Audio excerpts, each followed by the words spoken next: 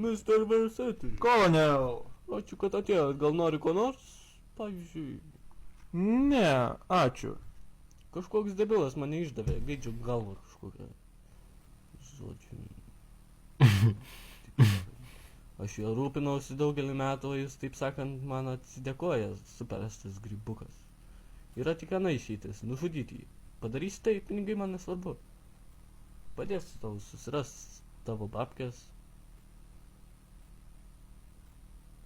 Jis bus paskekšęs, panaudok šitą.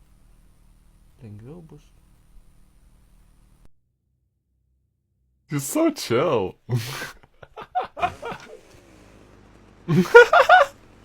Yo, what's up, Gonzalez? Aš tave užčiaupsiu. O, jis turi ašmenų! Tu, rubuilį. Ah! Rinkit iš čia papirktieji.